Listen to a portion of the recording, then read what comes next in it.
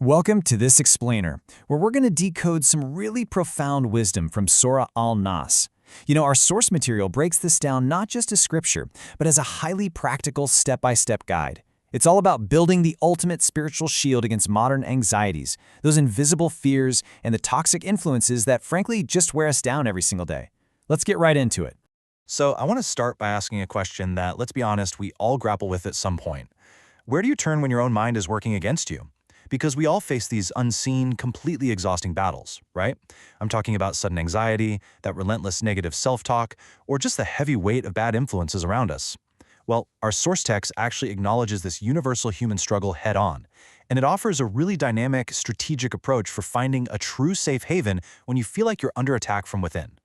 Which brings us to Section 1, Intro, the need for refuge. And moving right along to Section 2, Attributes of the Greatest Protector. Okay, before we can even begin to understand the specific threats we're hiding from, the text does something absolutely brilliant. It essentially builds a conceptual fortress around us by establishing these escalating levels of absolute protection. It identifies exactly who we are turning to for shelter in a really specific three-step sequence. First up, we have Step 1, the Lord, or Al-Rab. Now, this signifies the Creator, the one who nurtures mankind and manages our affairs. It's a very intimate, caring level of protection. Then, the text scales things up to Step 2, the Sovereign King, Al-Malik. This establishes absolute control and absolute authority over all creation. Basically, no one else has true power in the universe but him. And finally, we reach Step 3, the Deity, Al-Ilah, the ultimate true God. This emphasizes that after recognizing him as the nurturer and the absolute king, he is literally the only one worthy of our complete submission, worship, and reliance. The text specifically notes that this exact sequence, from Lord to King to Deity, deliberately confirms that he is the sole, ultimate refuge you can truly depend on. Because, you can't really feel safe unless you know your protector is fully capable. And what's really fascinating about this is the beautiful universality it establishes right out of the gate. By explicitly seeking refuge in the Lord of mankind, the text proves this ultimate shield is available to absolutely everyone. It's not some exclusive club. God is the only refuge for all people, in every time and in every single place. So no matter who you are or what era you live in, this fortress is wide open to you. All right, Section 3, Anatomy of the Hidden Enemy.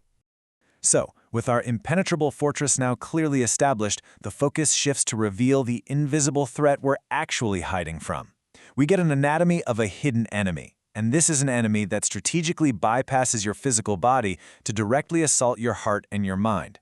The source text defines the first major characteristic of this evil as al-waswas, which translates to the whisperer. Now, this isn't an enemy that's going to charge at you with a sword. According to the text, this is a highly invasive entity, a satanic force that literally infiltrates your thoughts. Its main weapon? Casting bad ideas, paralyzing fears, sins, and psychological delusions directly into your soul. It operates in the shadows of your mind, incredibly subtly, just making you doubt yourself and your reality. But here is a crucial, fascinating point we discover next. The immediate reaction to this whisperer is actually found in its second name, Al-Khannas, or the retreater. The source material reveals a massive, critical weakness in this seemingly terrifying enemy. Sure, this force might be sneaky, but it is actually incredibly weak. Why? Because the moment, literally the second, a person remembers their Lord, this enemy instantly shrinks, flees, and hides.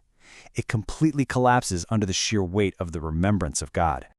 Next up, Section 4, Sources of Danger, Jinn, and Mankind. Okay, so we know how it attacks and we know its weakness, but where is all this coming from? The text powerfully juxtaposes two distinct sources of danger, and it grounds this unseen spiritual threat into a pretty startling everyday reality. On one side, we have the jinn. These are the unseen, invisible demonic forces that we typically associate with spiritual whispers. But then, we have mankind. And the source explicitly points out that this psychological damage and whispering also comes from toxic friends and bad company. Yeah, we're talking about real physical people in your life who incite evil with their words and actions. They beautify bad deeds and actively try to make the ugly look appealing.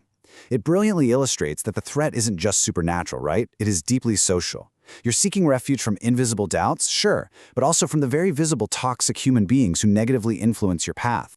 Moving to Section 5, Your Only Weapon, the Power of Protection.